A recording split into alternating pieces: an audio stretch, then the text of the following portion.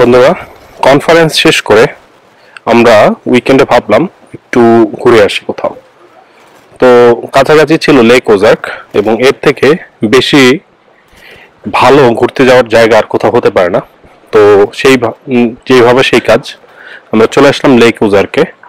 এবং লেক ওজার্কের পাশেই একটা কেবিন পেয়েছি আমরা, এয়ারবিএনবি থেকে কেবিনটা নিয়েছি। আপনাদেরকে কেবিনটা দেখাবো, বাট তার আগে একটু লেক ওজার্ক দেখে নেই।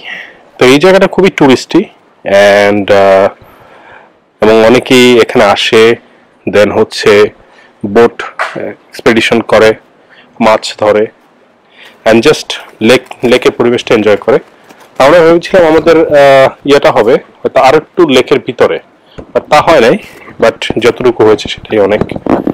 আমরা আমাদের কেবিনটা আপনাদের সাথে শেয়ার করব।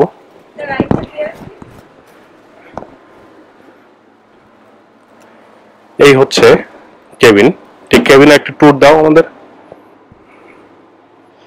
কি কি আছে ঠিক কেবিনে? কেবিনে সবকিছুই আছে বলতে গেলে, শুধু পানি ছিল না, আমাদের পানি আনতে হবে। হ্যাঁ, পানিটা হচ্ছে আমরা আনছি। হ্যাঁ, পানিটা নিজেরাই আনছি, বাট এমনিতে ফ্রিজ থেকে শুরু করে চুলা, সিঙ্ক, স্কিলেট বা হাঁড়ি-পাতিল কিছু যাতে নিয়ে আসে। হ্যাঁ, তা না হলে রান্না রান্না বান্না করার মতো সেরকম ইয়া নেই। বাট ওভারঅল খারাপ না এয়ারবিএনবি। সো আপনার এয়ারবিএনবিতে এখানে জায়গা পেয়ে যাবেন। যদি এয়ারবিএনবিতে এই অ্যাড্রেসটা দিয়ে দিব, তারা পেয়ে যাবেন। সো ওভারঅল এই তো আমাদের উইকেন্ড গেটওয়ে।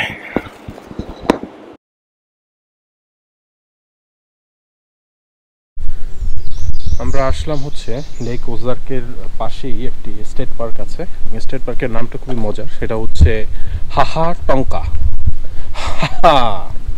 যাই হোক, মজাদার একটি নাম। খুব সম্ভবত নেটিভ কোন একটা কালচারকে প্রিজার্ভ করে এই স্টেট পার্কটা এখানে তৈরি করা হয়েছে। তো আমরা এখন যেখানে যাচ্ছি সেখানে একটা ক্যাসেল আছে বা দুর্গ, পুরাতন একটি ক্যাসেল।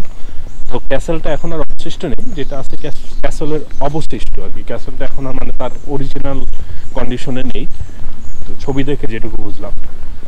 তো এটাকে বলা হয় ক্যাসেল রুইন্স। তো আমরা এই ট্রেইলটা ধরে আমরা সেই ক্যাসেল রুইন্সটা দেখতে যাচ্ছি। তো দেখা যাক কেমন হয়। হাঁটতে হাঁটতে আমরা ট্রেইল ধরে চলে আসলাম ক্যাসেলে। সো এখানে ছোট একটি ক্যাসেল রুইন্স আছে, এবং যেমন এখানে কিছু বিল্ডিং দেখা যাচ্ছে। আমি এর ইতিহাসটা এখনো জানি না, ওখানে লেখা আছে এবং সেখান থেকে আপনাদেরকে পড়ে শোনাবো। অ্যান্ড খুব সম্ভবত ওদিকে ক্যাসেলটা রয়েছে, আর এখানে কিছু ক্যাসেল রুইন্স আছে।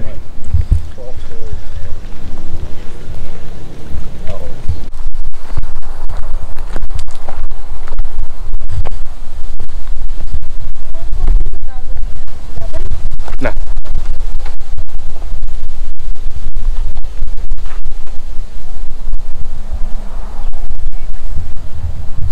ওই যে ক্যাসেল।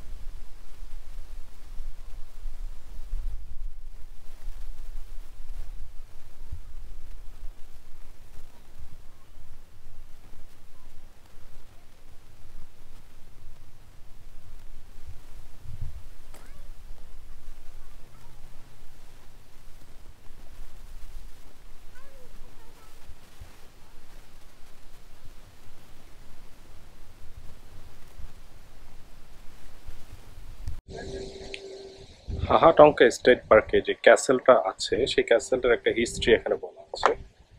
তো হিস্ট্রিতে যেটা বলা আছে 1900-এ ম্যাকলার স্নাইডার নামে একজন বিজনেসম্যান, তিনি এখানে এই ক্যাসেলটা বিল্ড আপ মানে ফার্স্ট ডিজাইন প্ল্যান করেন এবং বানানোর চিন্তা ভাবনা করেন। বাট যেটা হচ্ছে যে উনি 1905-এ অটোমোবাইল অ্যাক্সিডেন্ট করে মারা যান। দেন 1922-তে তার ছেলেরা আসলে এই ক্যাসেলটা ফিনিশ করে।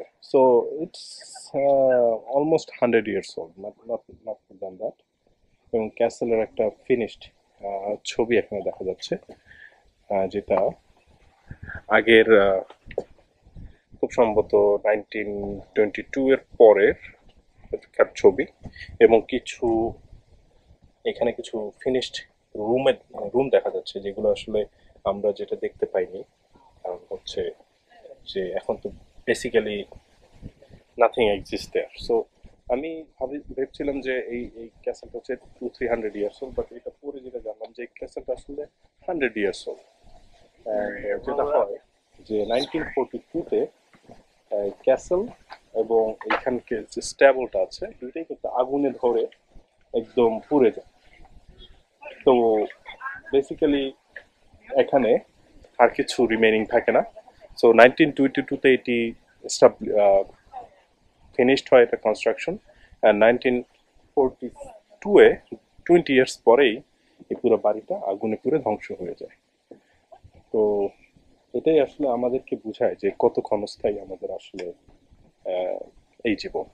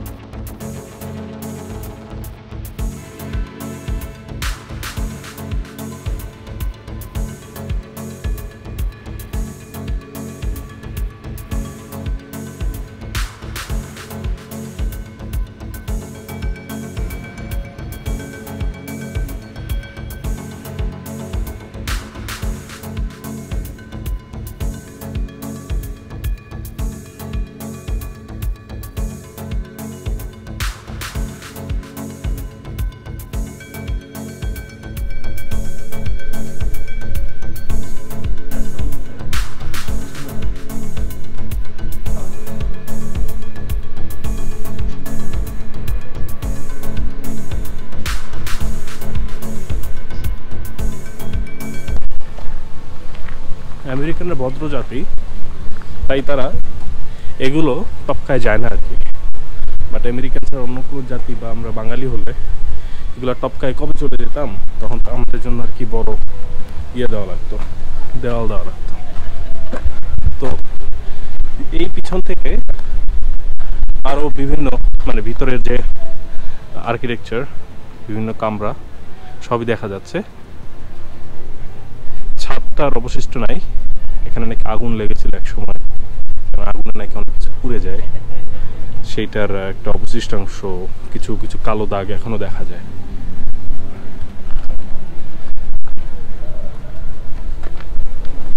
তো ভিতরে গিয়ে দেখতে পারলে একটু ভালো লাগতো কিরকম কি বিল্ডিং, নিচের আর্কিটেকচার। খুব সম্ভবত এখানে বেসমেন্ট ছিল। আমার পুরাতন এই জিনিসগুলো দেখতে ভালোই লাগে, বাট যেহেতু এখন সুযোগ নাই, সেহেতু বাহির থেকে দেখে দুধের স্বাদ ঘোলে মেটাতে হলো।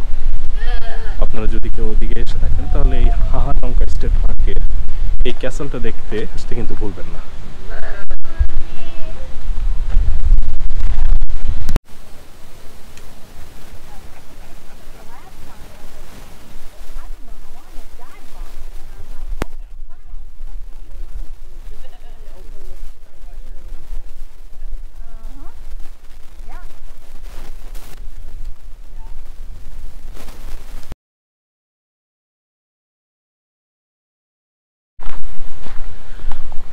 ওজার্কের আরেকটি আকর্ষণ হচ্ছে ন্যাচারাল ব্রিজ। তো আমরা যাচ্ছি সেই ন্যাচারাল ব্রিজে। প্রাকৃতিকভাবেই একটা ব্রিজ কোনো একভাবে জিওলজিক্যাল রক ফরমেশনের মাধ্যমে ক্রিয়েট হয়ে গেছে, এবং এখানে যেটা লেখা ছিল সেটা নাকি 550 মিলিয়ন ইয়ার্স ওল্ড। তো চিন্তাও করা যায় না যে কত বছর আগে রক ফরমেশনের মাধ্যমে এখানে একটা ব্রিজ ফরমেশন হয়েছে। তো আমরা সেই ব্রিজটাই দেখতে যাচ্ছি। খুব সম্ভবত আমরা সেই ব্রিজের কাছাকাছি চলে আসলাম। এই সেই ব্রিজ, এই হচ্ছে এই সেই ব্রিজটা।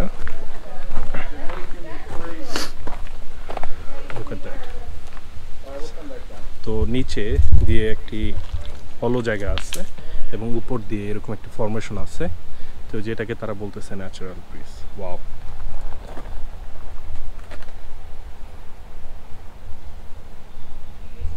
Cool up here.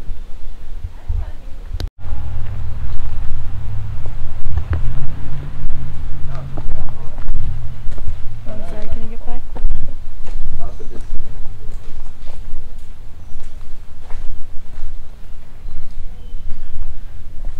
You have $30. I know.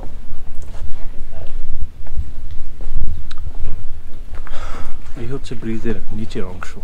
সেই রক ফরমেশনের মাধ্যমে এই ব্রিজের এই তলাটা এভাবে ক্রিয়েট হয়ে গেছে।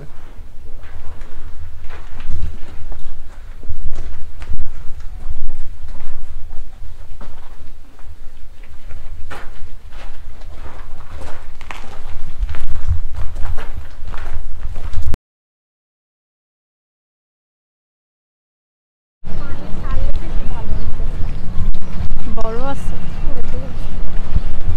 এখান থেকে ড্যামটা খুব ভালো দেখা না গেলেও ওইখানে হচ্ছে ড্যাম, ওদের হচ্ছে হাই সাইড আর কি, ওই সাইডটা হচ্ছে লো সাইড। এবং এই ড্যামের পারপাসটা কি আমাকে একটু রিসার্চ করে জানতে হবে আর কি। তো আমরা ব্যাগনেল ড্যামটা পুরোটা দেখাতে না পারলেও এখান থেকে দূর থেকে কিন্তু ওই যে ড্যামটা দেখা যাচ্ছে, এবং এখানে একটা হিস্ট্রিক্যাল একটা সামারি দেওয়া আছে এই যে ব্যাগনেল ড্যামের। সো এটা বেসিক্যালি আমাদের কাপ্তাই লেক যেরকম সেরকমই, কাপ্তাই ড্যাম ব্যারেজ যেটাই বলি না কেন, এটা বিদ্যুৎ উৎপাদনের জন্য লেক অফ দি ওজার্কের একটা সাইডে এখানে এসে তারা এই ড্যামটা বিল্ড আপ করে। এবং খুব সম্ভবত কনস্ট্রাকশন শুরু হয় 1929-এ এবং 1930s-এর দিকে এদের কনস্ট্রাকশনটা কোনো এক সময় কমপ্লিট হয়। এবং ওখানে দেখা যাচ্ছে কিছু অপারেশন চলতেছে, মানে তো এইটা হচ্ছে 45,000 হাউস হোল্ডে বিদ্যুৎ সাপ্লাই করার মতো এদের ক্যাপাসিটি আছে। তো এখানকার একটা লোকাল ইলেকট্রিসিটি কোম্পানি এটা ওন করে, অ্যান্ড তারা হচ্ছে এই ড্যামটা অপারেট করে। সো হাইড্রো ইলেকট্রিসিটির একটি প্রাইম এক্সাম্পল। এবং ড্যামটা কিন্তু আসলে অনেক মানে বড় সাইজ বলা যেতে পারে।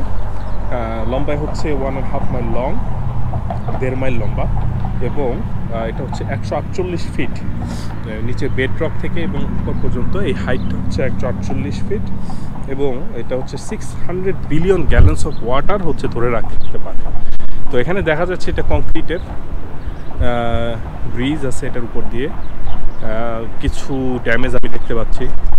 সো আশা করি এই ড্যামেজ খুব একটা ক্ষতিকর হবে না। যদি ড্যামেজটা খুব বেশি মানে এরা কন্ট্রোল না করতে পারে তাহলে কিন্তু এটা বিরাট একটা ক্ষতির সম্মুখীন হবে।